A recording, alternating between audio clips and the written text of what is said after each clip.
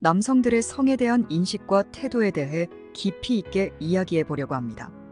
특히 남성들이 성관계 횟수에 집착하는 현상에 대해 알아보겠습니다.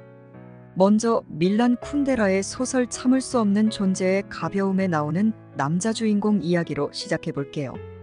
이 소설에는 여자를 사냥하는 남자 주인공이 등장합니다. 쿤데라는 이 인물을 통해 남성의 성에 대한 태도를 설명하고 있어요. 과거에는 여성과 동침하기까지 몇 주에서 몇 년까지 걸렸다고 해요. 그래서 성행위의 가치는 거기에 들인 시간으로 측정되었죠. 하지만 오늘날은 성관계를 갖기까지 걸리는 시간이 급속히 줄어들었습니다. 그럼에도 불구하고 남자 주인공에게 성관계는 여전히 여성의 신비가 숨어있는 금고를 여는 일과 같아요. 그는 단순히 쾌락을 위해서가 아니라 세계를 정복하고 자신의 존재 가치를 알리고자 여자들을 만나고 다닙니다. 스페인의 철학자 호세 오르테가 이 가세트는 모든 남자를 세 가지 부류로 나눴어요. 자기가 돈 후안이라고 믿는 남자, 자기가 돈 후안이었다고 믿는 남자, 돈 후안이 될 수 있었으나 원하지 않았다고 말하는 남자. 이 중 마지막 유형은 바람둥이 남자들에 대해 적개심을 가지고 공격적인 태도를 보인다고 해요. 많은 남성들에게 성관계는 궁극적인 성취로 여겨집니다. 얼마나 많은 여자와 관계를 가졌는지 과장할지언정 축소하는 경우는 거의 없어요.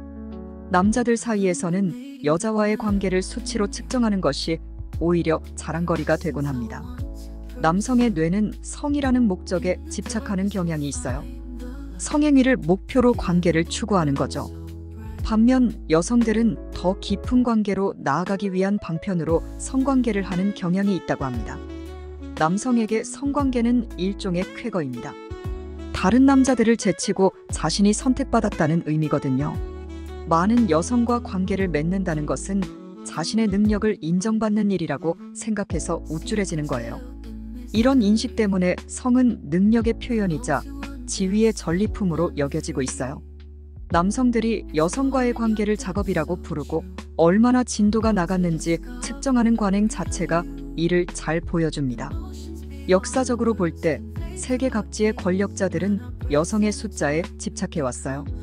아즈텍, 중국, 바빌로니아, 잉카, 이집트, 로마, 인도의 황제들은 수많은 젊은 여성들을 거느리며 철저히 관리했죠. 예를 들어 당나라 시절에는 황제의 후궁들의 생리주기, 배란 시기, 성교한 날짜, 임신 여부를 낱낱이 측정해 기록했다고 해요. 이런 권력자들은 보통 수십에서 수백 명의 자식을 두었고 그로 인해 후에 자식들 사이에 분쟁이 일어나기도 했습니다. 현대에 들어서도 이런 경향은 계속되고 있어요. 독재자들이 국가기관을 동원해 향락을 즐기는 경우가 많았죠.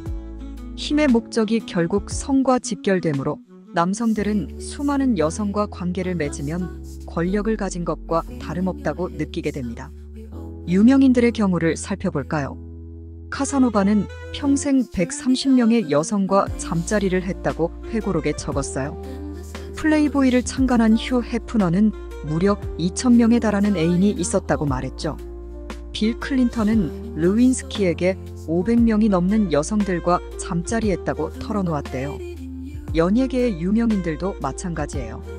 롤링스톤스의 믹 제거는 4,000명이 넘는 여성들과 성관계를 가졌다고 했고 같은 밴드의 빌 와이먼도 1,000명이 넘는다고 말했어요. 심플리 레드의 가수 믹 형널은 전성기 3년 동안 매일 3명씩 여성과 관계를 가졌다고 합니다. 여기서 주목할 점은 이렇게 성관계 횟수를 자랑하는 유명인들이 대부분 남성이라는 거예요. 여성 유명인들 중에는 이런 식으로 성경험을 공개적으로 언급하는 경우가 거의 없죠. 사회학자 에바 일루즈는 이런 현상에 대해 설명합니다. 남성들에게 성은 도덕의 영역인 동시에 능력의 영역으로 작용해왔대요. 왕성한 혼외 정사는 다른 남성들을 물리친 짜릿한 성취감을 주는 거죠.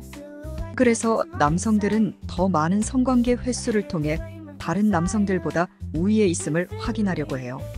성행위를 능력의 발산으로 여기기 때문에 상대 여성과 감정을 섞지 않으려고 하는 경향도 있습니다. 이런 인식은 유부남들이 밤문화를 즐기는 심리적 배경이 되기도 해요. 그들은 성생활과 부부관계를 분리하고 성을 자신의 성과에 대한 보상으로 인식하는 거죠. 하지만 재미있는 점은 성의 영역이 경제력이나 사회적 지위와 반드시 일치하지는 않는다는 거예요. 오히려 미국의 한 연구에 따르면 자산이 적은 남성일수록 더 많은 수의 여성과 관계를 갖는다고 합니다. 예를 들어 대졸 남성은 평균 5명, 고졸 남성은 7.4명, 22세의 고등학교 중퇴자들은 89명의 여성과 잠자리를 가졌다고 답했어요. 물론 이 숫자가 과장되었을 수도 있지만 성의 영역이 자유화되었다는 것을 보여주는 지표이기도 합니다. 젊은 남성들은 실제로 자신이 할 수 있는 것보다 더 많은 성관계를 원하고 거부당해도 계속해서 시도하며 청춘을 보내요. 남성들의 세계에서 성경험이 없거나 부족하다는 것은 고백하기 어려운 약점으로 여겨지거든요. 이런 인식 때문에 남성들은 성경험을 과장하고 횟수에 집착하게 됩니다. 영화 졸업의 한 장면은 이런 남성의 심리를 잘 보여줘요. 주인공은 도덕적 갈등을 겪다가도 결국 처음이라는 말에 자존심이 상해 성관계를 하게 됩니다. 결론적으로 남성의 세계는 성관계 횟수를 통해 남성으로서의 가치를 증명하라고 요구합니다. 그래서 남성들은 자존감을 지키기 위해 가능한 모든 방법을 동원해 성관계를 추구하게 되는 거죠. 이런 현상의 근본에는 오랜 역사 동안 여성을 재산처럼 취급해온 인식이 깔려 있어요. 그 결과 여성의 성경험은 낙인이 되고 남성의 성경험은 훈장이 되는 이중잣대가 생겨났죠. 여러분, 오늘 우리는 남성들이 성관계 횟수에 집착하는 현상에 대해 깊이 있게 알아봤습니다. 이런 인식이 건강한 것인지, 또 우리 사회에 어떤 영향을 미치는지 한번 생각해 보는 것은 어떨까요?